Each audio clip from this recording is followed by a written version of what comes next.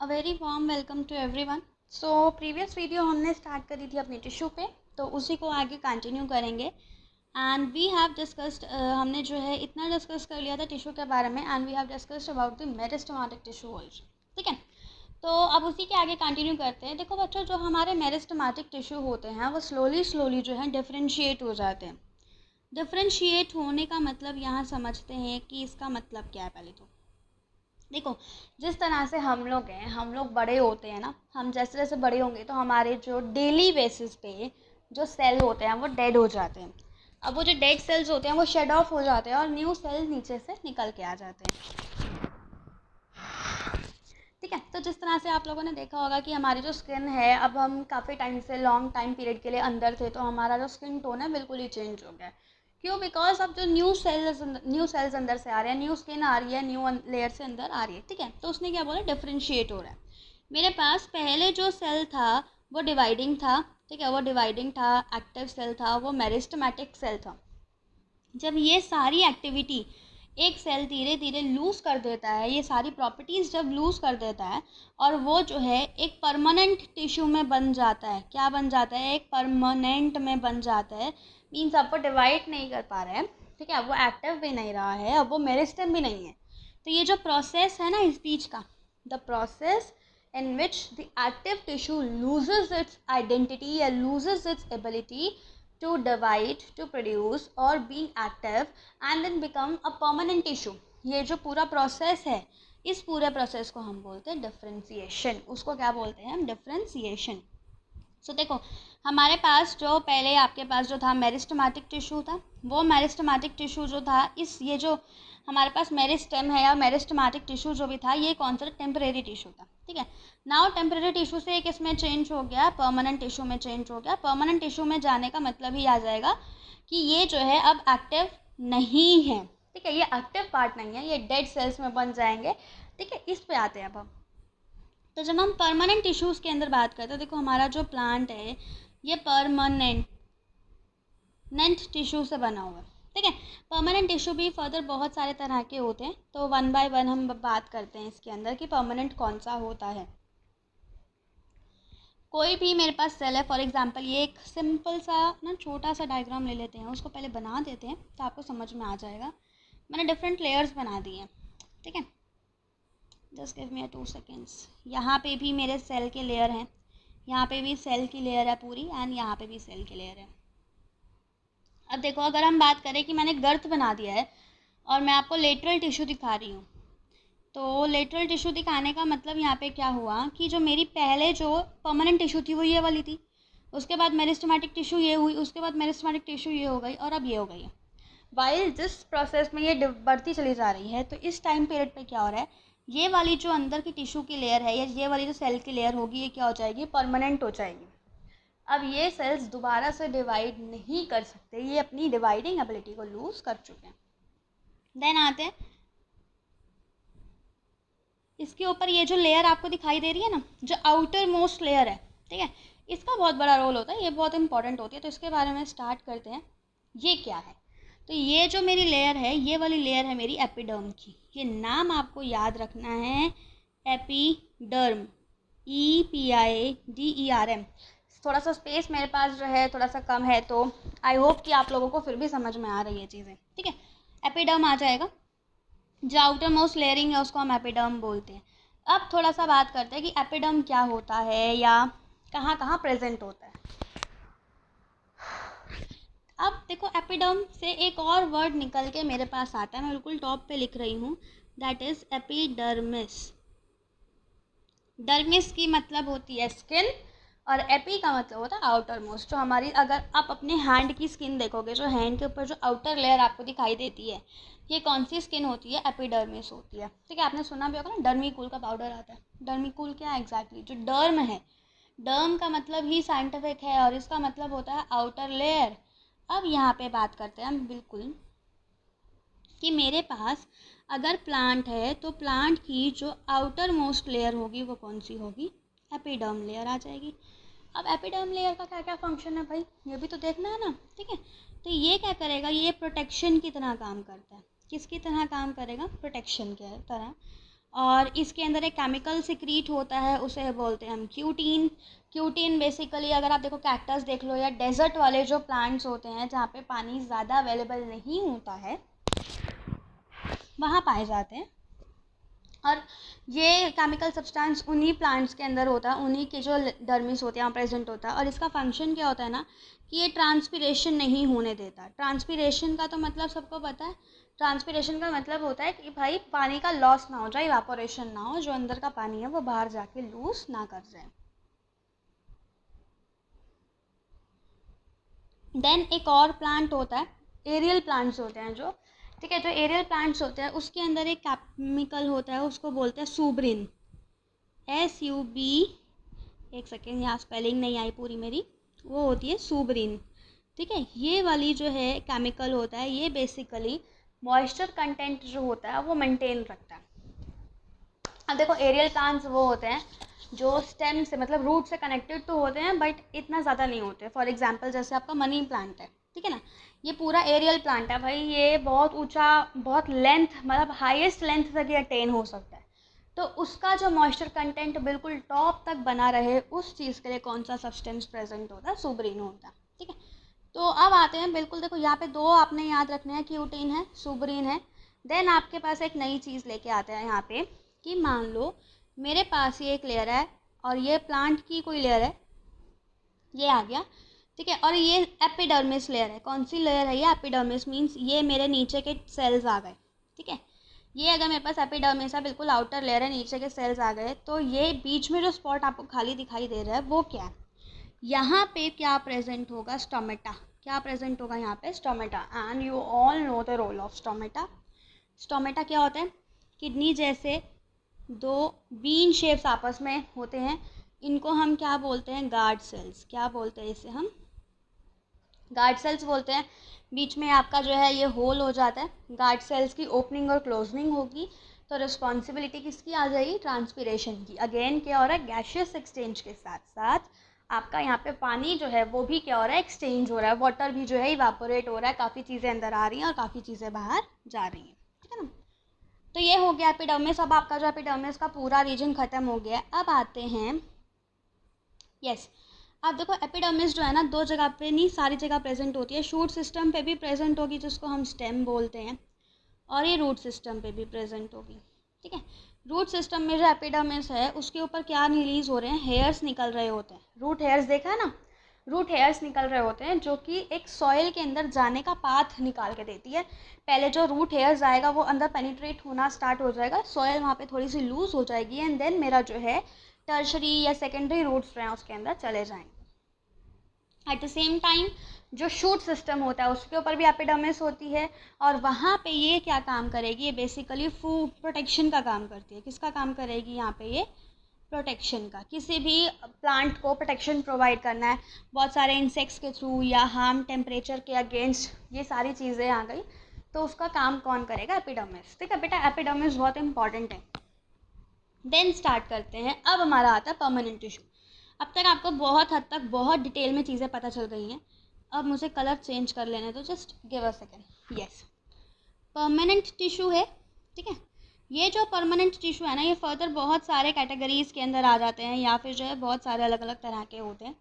सबसे पहले मेरे पास होता है पैरेन्काइमा। मैं फिर से बोल रही हूँ, मेरी जो स्क्रीन की साइज़ है वो थोड़ी सी छोटी है, सो आप लोग अपनी कॉपी के अंदर जब अगर नोट्स बना रहे हो इसी वीडियो के थ्रू तो थोड़ा सा वाइडर एरिया पे बनाना, ठीक है। अब आते हैं पैरेन्काइमा के ऊपर। पैरेन्काइमा जो है क्या करेगा उस पर चलते हैं। देखो पैरेन्काइमा जो टिश्यू है इसका बेसिक फंक्शन क्या है, ये अनस्पेशलाइज्ड होते हैं, ठीक है। मतलब अनस्पेशलाइज्ड है मतलब ये कोई इसके प्रेजेंस के लिए कोई रीजन नहीं है, ये हर जगह प्रेजेंट होते हैं, ठीक है ना, हर जगह प्रेजेंट है, और कोई स्पेशलिटी भी नहीं है, कोई स्ट्रक्चर नहीं है इनका, कोई शेप नहीं है इनका, बिल्कुल अमीबा की तरह। जिस तरह से अमीबा के पास कोई वेल डेवलप शेप नहीं होता, वैसे ही पैरेन्काइमा के पास भी कोई वेल डेवलप शेप नहीं होगा। अब पैरेन्काइमा है तो ये दूसरा काम क्या होगा, सेल्यूलोज की बहुत ही पतली सी लेयर प्रेजेंट होती है इसके टिश्यूज़ में, ठीक है, याद रखना, बहुत थिन लेयर प्रेजेंट होती है सेल्यूलोज की। तीसरा उसने क्या बोला, लूजली अरेंज्ड होगा। कैसे अरेंज्ड होगा, लूजली, मतलब बहुत ढीले ढीले अरेंज होते हैं। अब जब कोई भी सेल है एक आपस में लूजली अरेंज होगा तो उसकी अपीयरेंस कैसे आएगी, थोड़ा सा देखते हैं इसके ऊपर भी। ठीक है, तो इस तरह का देखो आपको दिखाई देगा, एक सेल आ गया, दूसरा सेल आ गया, तीसरा सेल आ गया, फिर चौथा सेल आ गया, फिर पांचवा सेल आ गया, फिर छठा सेल आ गया। अब इस जब बहुत लूजली है तो आपको ये बीच में स्पेसेस दिख रहे हैं, ये वाले, ये जो सारे बीच में स्पेसेस हैं, ये सारे के सारे स्पेसेस को हम क्या बोलते हैं, इंटर सेल्यूलर स्पेसेस। ये याद रखना, ठीक है। जो बीच में स्पेसेस आपको दिखाई दे रहे हैं ये क्या करेंगे, ये इंटर सेल्यूलर स्पेसेस हैं। इंटर सेल्यूलर मतलब सेल्स के आपस के अंदर के जो सेल स्पेस होगा उसको बोलेंगे, ठीक है। तो ये जो सेल होते हैं, ये वाले जो सेल हैं, ये सिर्फ और सिर्फ एक ही काम में बहुत माहिर होते हैं। ग्रीन कलर होता है और ग्रीन कलर की वजह से इनका काम क्या हो जाता है, ये सिर्फ और सिर्फ खाना स्टोर करेंगे, ठीक है। जो भी प्लांट को फूड चाहिए है वो स्टोरेज का काम कौन करेगा, ये पैरेन्काइमा करेगा।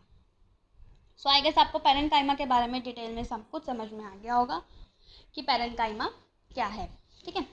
सो अब हम जो है वन बाय वन आगे चलते हैं। और पैरेन्काइमा के बाद दूसरा मेरे पास, एक सेकंड मैं आपको एक पिक्चर दिखाती हूँ, माइट बी पॉसिबल। देखो यहाँ पे इसके बारे में आ जाओ, लेयर्स बता दी हैं। एक मेरी एपिडर्मिस है, प्रोटेक्शन प्रोवाइड करेगी, ठीक है।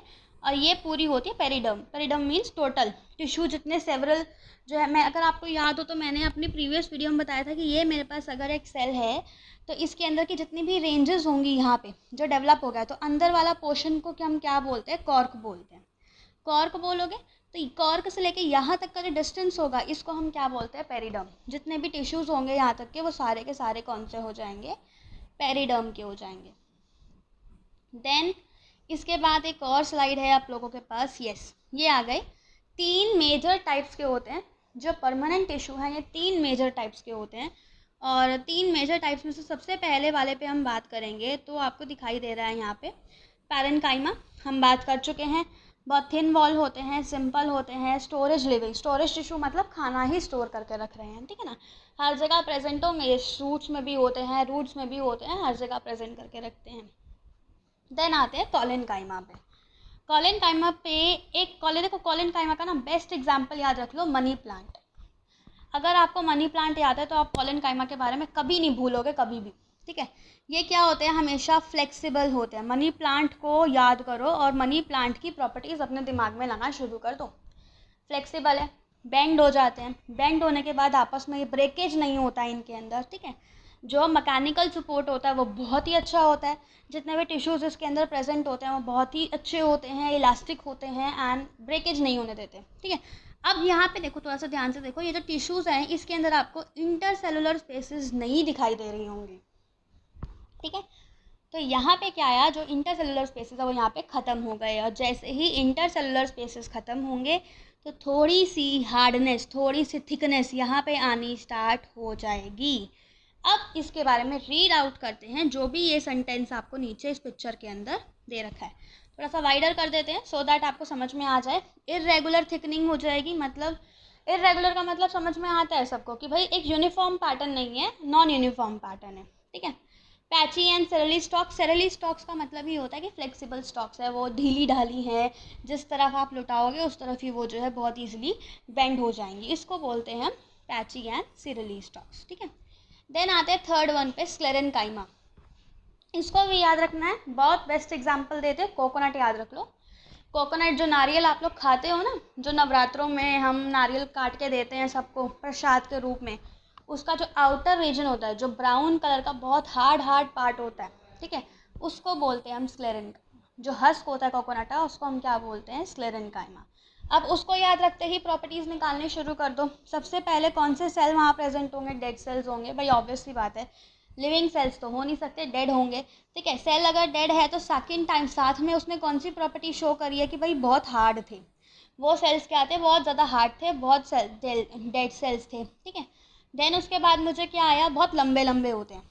अगर आपने कभी कोकोनट को एक्चुअली में छीला हो, जो उसकी क्लियरिंग करी होगी या फिर उसको पियर्स करा होगा, तो एक लंबी सी सीख होती है, लंबा सा फाइबर है, और वो ऑल टुगेदर जो है कोकोनट की लेंथ तक रन करता है, ठीक है। तो यहाँ पे उसने क्या बोला, जितने भी सेल्स होंगे कैसे होंगे, लॉन्ग होते हैं, थिकेंड होते हैं। आप देखो नारियल की शेप अगर आपको याद होगी ना, तो क्या होती है, इस तरह की कुछ होती है, ये वाली। मैं कलर दूसरा दिखा देती हूँ आपको सो दैट आपको दिखाई दे जाए। देखो इस तरह की होती है नारियल की शेप, पॉइंटेड होती है एंड्स पे और वाइडर होती है इन बिटवीन, ठीक है ना। इस तरह की आपको चीज़ें याद रखनी है। अब आ जाते हैं कि एग्जैक्टली यहाँ पे जो है क्या बोला गया है, इस पे आ जाते हैं। देखो थिक वॉल ऑब्वियसली बात है, थिक होगी, स्ट्रक्चरल सपोर्ट होगा भाई, हार्डनेस होगा, डेड सेल्स होंगे तो स्ट्रक्चर उसको प्रोवाइड करेंगे, रिजिडिटी प्रोवाइड करते हैं, प्रोटेक्शन प्रोवाइड करते हैं, ठीक है ना। एक आइसोलेशन प्रोवाइड करते हैं। आइसोलेशन प्रोवाइड करने का मतलब है कि ना तो हवा अंदर से बाहर हो पाती है, ना ही फ्रूट मटेरियल बाहर से अंदर जा पाता है, ठीक है। देन बोला सीड के शेल्स हो गया या पिट्स हो गया, उनको बोले। अब सीड से मुझे याद आया, हम लोग अखरोट भी खाते हैं ना, अखरोट खाते हैं, बादाम खाते हैं, क्या कभी नहीं किसी ने वंडर किया जो उसका आउटर शेल होता है, जो आउटर कवरेज होता है, वो किसका बना है? तो वो भी कौन सा टिश्यू होता है हमारे पास, यहाँ पे स्क्लेरेन्काइमा टिश्यू होता है, ठीक है। ये तो हो गए आपके मेन इंपॉर्टेंट वाले। अब देखो ज़रूरी नहीं है कि सिर्फ और सिर्फ यही हो, तो आगे बढ़ने से पहले हम एक बार सबके जो है क्रॉस सेक्शनल व्यूज़ पे चेकआउट कर लेते हैं। यहाँ पे देखो यहाँ सी, ये मेरे पास है पैरेन्काइमा सेल्स है, इंटरसेलुलर स्पेसेस बहुत आराम से दिखाई दे रही होंगी, मैं यहाँ पे डॉट्स लगा रही हूँ अगर आपको विजिबल हो तो। ये वाला आ गया, ये इंटरसेलुलर स्पेसेस है बहुत सारे, ठीक है। इस तरह का कुछ सेल अगर आप लॉन्गिट्यूडनल देखो, क्रॉस सेक्शन का मतलब होता है ना कि आपने एक एग्जाम्पल ले लो, एक पेन है और पेन को आपस में आपने दो पार्ट्स में तोड़ दिया, तो जो सर्कुलर पाथ आएगा वो क्रॉस सेक्शन आएगा, ठीक है। और लॉन्गिट्यूडनल ले रहे हो तो आप लेंथ वाइज कट कर रहे हो उसको, तो ये लॉन्गिट्यूडनल्स आ गए मेरे पास, ठीक है। देन आते हैं कॉलेनकाइमा पे आ जाते हैं। कॉलेनकाइमा का अगर आप शेप देख रहे हो तो ये मत बोलना कि मैम इसके अंदर जो है हमें अलग से एक चीज़ दिखाई दे रही है, हाँ क्या वो इंटरसेलुलर स्पेसेस है? नहीं बेटा, ये जो आपको लाइनिंग दिखाई दे रही है ना, ठीक है, ये जो है शेप प्रोवाइड करता है, इसकी प्रॉपर शेप होती है। इसकी शेप में ये देखो इस तरह के स्पाइक्स होंगे, ठीक है, इस तरह के स्पाइक्स है, पर इसके ऊपर एक और लेयर जब बना देंगे तो उसको हम बोलेंगे कॉलेनकाइमा, ठीक है। ये रे, इसमें आपको कोई भी इंटरसेलुलर स्पेसेस नहीं दिखाई दे रहे होंगे। देन आते हैं अपने लास्ट वाले पे, जो कि है स्क्लेरेन्काइमस टिश्यू। क्रॉस सेक्शन एरिया देख लो किस तरह से रन करते हैं, ये इस तरह के कुछ सेल्स होंगे। अगर आप लोग एनसीईआरटी फॉलो करो तो एनसीईआरटी में आपको पूरी डिटेलिंग में डायग्राम्स दिखा रखे होंगे, ठीक है। पहले डायग्राम एनसीईआरटी से ही उठाए हुए हैं, तो आप लोग बहुत ईजिली जो है आपस में इनसे कोरिलेट कर सकते हो, ठीक है। सो आते हैं, देखो ये जो था ना, सिर्फ और सिर्फ मेरे जो प्लांट्स, ये जो प्लांट टिश्यू है, ये परमानेंट टिश्यू सिर्फ ये नहीं होते हैं, मेरे पास दो और तरह के होते हैं। दो और तरह के कौन से आते हैं उस पर बात करते हैं। एक मेरे पास होता है क्लोरेनकाइमा, ये याद रखना आपने, ठीक है। ये कौन सा है? क्लोरेनकाइमा। और क्लोरेनकाइमा इसका क्यों नाम पड़ा? Because of the presence of chlorophyll. देखो नाम से ही पता चल रहा है, क्लोरोफिल प्रेजेंट है इसलिए इसका नाम क्या आ जाएगा? क्लोरेनकाइमा आ जाएगा, ठीक है। प्रॉपर्टीज देख लेंगे इसकी, ये भी क्या है? लूजली पैक्ड होते हैं, पैरेन्काइमा का ही ये पार्ट है। ये जो पार्ट है ये मेरे पैरेन्काइमा वाले ही सेल्स हैं, जो पैरेन्काइमा नाम नहीं दिया है, इनकी स्पेशल कैरेक्टर की वजह से इनको नया नाम दे दिया। तो ये पैरेन्काइमा ही है, पर इसको नाम क्लोरेनकाइमा दे दिया because of the presence of green colour. और जहाँ जहाँ ग्रीन कलर प्रेजेंट होगा वो फोटोसिंथेसिस करेगा, ठीक है। और फोटोसिंथेसिस करेगा तो वो क्या करेगा? फूड प्रोडक्शन कर देगा। मतलब ये वो वाले प्लांट्स हैं जिसके प्लांट के अंदर फूड स्टोरेज होगा, और वो क्लोरेनकाइमा है। इतना समझ में आ गया होगा आप लोगों को। देन मेरे पास लास्ट टाइप का बचता है, परमानेंट टिश्यू का बिल्कुल लास्ट टाइप है, ये भी क्या है मेरे पास? एरेनकाइमा। ये नाम याद रख लेना, एरेनकाइमा। काइमा है तो ये तो समझ जाना कि परमानेंट टिश्यूज है। पैरेन्काइमा है, कॉलेनकाइमा है, स्क्लेरेन्काइमा है, एरेनकाइमा है, क्लोरेनकाइमा, 5 तरह के हैं, सबके पीछे काइमा आ रहे हैं, मतलब ये सिंपल परमानेंट टिश्यूज हैं आपके पास प्लांट के, ठीक है। सो अब एरेनकाइमा का मतलब क्या है? देखो एरन से मतलब निकलता है, ये आ गया ना, एरन से मतलब निकलेगा बोएंसी, यहाँ पे याद रखना। इससे क्या मतलब निकल रहा है? बोएंसी मीन्स ये वो वाले सेल्स होंगे या वो वाला प्लांट टिश्यू होगा जो पानी में रहता है, पर पानी में रहने के बावजूद भी ये सिंक नहीं हो रहा, ये फ्लोट कर रहा है। तो सबको पता है पानी में रहने के बाद फ्लोट करने का सबसे बेस्ट एग्जाम्पल हमें कौन शो करता है? लोटस। बोलते हैं ना कीचड़ में उगता है जो फूल, तो वो जो प्लांट होगा वो किसका आता है? एरेनकाइमा के कैरेक्टरिस्टिक है, ठीक है। और इसकी एक स्पेशल कैरेक्टरिस्टिक क्या है? इसे हम बोलते हैं एम्फीबियंस। इसे क्या बोला जाता है? एम्फीबियंस बोला जाता है, ठीक है। Amphibians of plant, plant amphibians बोला जाता है। एम्फीबियंस वो होते हैं जो पानी में भी रह सकते हैं और जो टेरेस्ट्रियल एरिया, मतलब जो है एरियल हवा में भी रहते हैं। तो ये वो प्लांट्स होते हैं जिनकी जड़ें तो पानी में होती है पर जिनका जो शूट सिस्टम होता है वो हवा में होता है, इसीलिए इसको क्या बोलते हैं, एम्फीबियंस ऑफ द प्लांट। अब इसके अंदर एक और चीज़ याद रखनी है आप लोगों को, वो क्या है कि भाई एयर कैविटीज़ जो है इसके अंदर वो बहुत ज़्यादा प्रेजेंट होती है, ठीक है। एयर कैविटीज़ प्रेजेंट होगी तो ही ये जो है फ्लोट कर पाएगा, तो ही बोएंस हो सकता है, अदरवाइज ये बोएंस से नहीं हो सकता। सो ऑल ऑफ दिस यही था मेरे पास आज का, ठीक है। सो अब जो है नेक्स्ट क्लास में हम स्टार्ट करेंगे कॉम्प्लेक्स टिश्यू को। So thank you everyone for watching the video. And yes, आप लोग बहुत कंजूसी करते हो, लाइक नहीं प्रेस करते हो, लाइक का बटन भी प्रेस कर दिया करो, शेयर भी कर दो अपने फ्रेंड्स के साथ, एंड यस सब्सक्राइब टू, ठीक है। Thank you, have a nice day.